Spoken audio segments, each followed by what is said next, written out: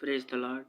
ஆனால் கிறிஸ்து மகன் என்னும் முறையில் கடவுளின் குடும்பத்தார் மேல் அதிகாரம் பெற்றுள்ளோர் துணிவையும் எதிர்நோக்கோடு கூடிய பெருமையையும் நாம் உறுதியாய் பற்றி கொண்டால் கடவுளுடைய குடும்பத்தாராய் இருப்போம். எபிரேயர் 3ஆம் அதிகாரம் 6ஆம் வசனம். இன்னைக்கு நம்ம பார்க்க போகிறது 10 கட்டிலிருந்து 2வது கட்டிலுக்கு எதிரான பாவங்கள் என்னென்ன அப்படிங்கிறத வசனம் மூலம் பார்க்கலாம். அந்த பாவங்களை நீங்கள் செஞ்சுருந்தீங்க அப்படின்னா ஆண்டவர்கிட்ட முழு மனதோட மன்னிப்பு கேளுங்க. 2வது கட்டளை, உன் கடவுளாகிய ஆண்டவரின் பெயரை வீணாக பயன்படுத்தாதே. இணைச்சட்டம் 5ஆம் அதிகாரம் 11ஆம் வசனம். உன் கடவுளாகிய ஆண்டவர் பெயரை வீணாக பயன்படுத்தாதே, ஏனெனில் தம் பெயரை வீணாக பயன்படுத்துபவனே ஆண்டவர் தண்டியாது விடார். கடவுள் பெயரால் பொய் ஆணையிட்டேன், துன்பத் துயரத்தில் கடவுளை பழித்து பேசியிருக்கிறேன். சீராக்கின் ஞானம் 23ஆம் அதிகாரம் 11ஆம் வசனம். அடிக்கடி ஆணையிட்டவர்கள் தீநெறியில் உரியவர்கள், இறை தண்டனை அவர்களது வீட்டை விட்டு அகலாது.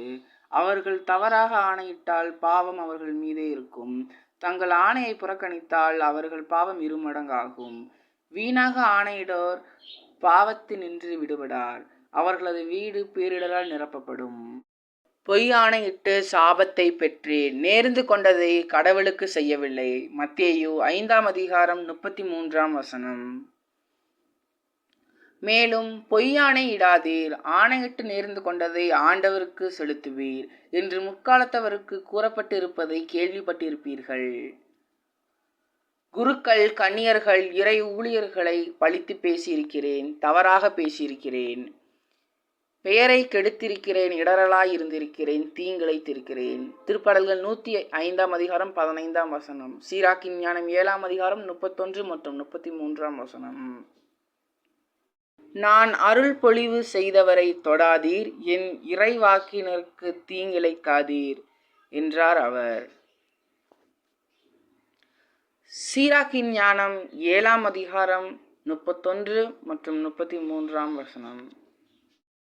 ஆண்டவருக்கு அன்று குருக்களை பெருமைப்படுத்து, குருக்களுக்குரிய பங்காகிய முதற்கனி, குற்றம் போக்கும் பலி, உழைப்பின் பயன், தூய்மையாக்கும் பலி, தூய பொருட்களின் முதற்பயன் ஆகியவற்றை உனக்கு கட்டளையிட்டபடி கொடு.